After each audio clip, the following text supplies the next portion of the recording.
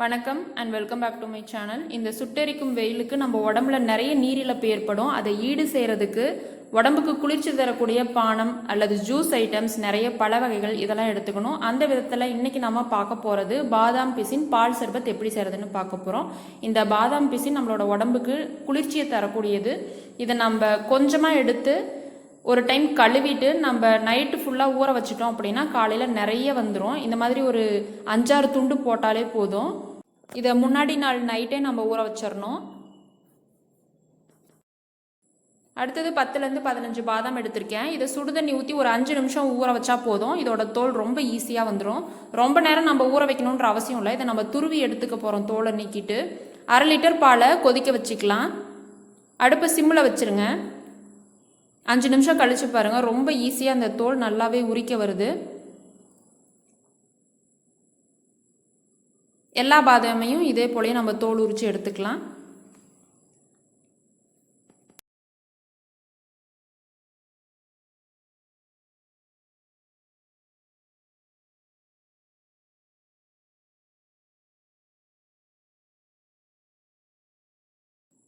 எல்லா பாதாமையும் தோல் உரித்து எடுத்துட்டேன். இதை கேரட் பீட்ரூட் சீவர மாதிரி இது போல் துருவி எடுத்துக்க போகிறேன்.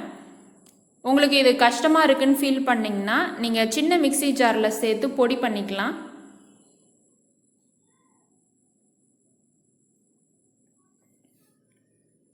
இந்த அளவுக்கு நம்ம பாதாம் சேர்த்தா பால் சர்பத் நல்ல க்ரீமியாக இருக்கும். டேஸ்ட்டும் ரொம்ப சூப்பராக இருக்கும். பால் கொதிச்சிட்டு இருக்கும்போது இடையில கிளறி விடுங்க, ஆடை சேராமல் இருக்கும். இப்போ இதில் நம்ம துருவி வச்சிருக்க பாதாமை சேர்த்துடலாம்.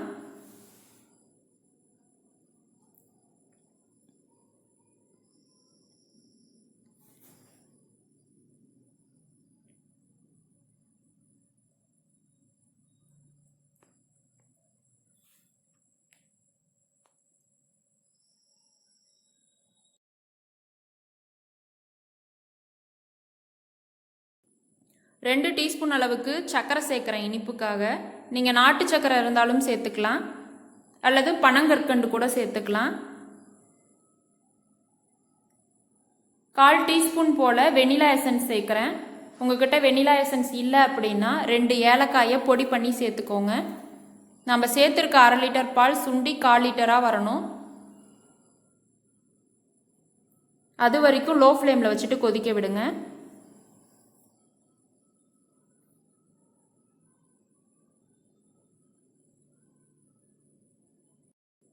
பால் 1/4 லிட்டராக சுண்டி வந்துருச்சு. இப்போ நான் அடுப்பு ஆஃப் பண்ணிட்டேன். இதை நல்லா ஆற வச்சுட்டு ஃப்ரீசரில் 1 மணி நேரம் வச்சு எடுத்துக்க போகிறேன்.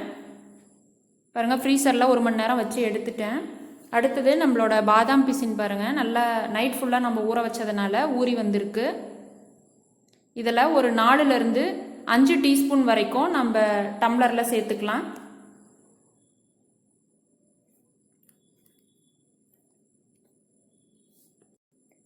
இந்த பாதாம் பிசினில் நிறைய இரும்பு சத்து, தாது சத்துலாம் இருக்குது. நீங்கள் இந்த மாதிரி பால் சர்பத் செஞ்சு சாப்பிட்ல அப்படின்னாலும் ஊற வச்சுட்டு லெமன் ஜூஸில் கூட நீங்கள் சேர்த்து சாப்பிட்லாம். உடம்புக்கு ரொம்ப குளிர்ச்சி.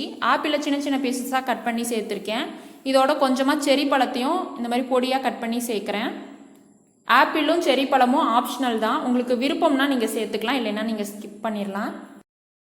இதோட சில்லுன்னு இருக்க பாதாம் பாலையும் சேர்த்துடலாம்.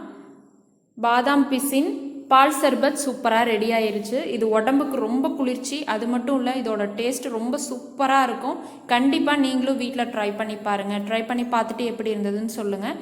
இந்த ரெசிபி பிடிச்சிருந்தா வீடியோவை லைக் பண்ணுங்கள், உங்களோட மற்ற ஃப்ரெண்ட்ஸ்க்கும் ஷேர் பண்ணுங்கள். இது வரைக்கும் நம்ம சேனலை நீங்கள் சப்ஸ்கிரைப் பண்ணல அப்படின்னா சப்ஸ்கிரைப் பண்ணிவிட்டு கூட இருக்க பெல் ஐக்கானை கிளிக் பண்ணி ஆல்ன்ற ஆப்ஷனையும் செலக்ட் பண்ணி வச்சுக்கோங்க. தேங்க்ஸ் ஃபார் வாட்சிங்.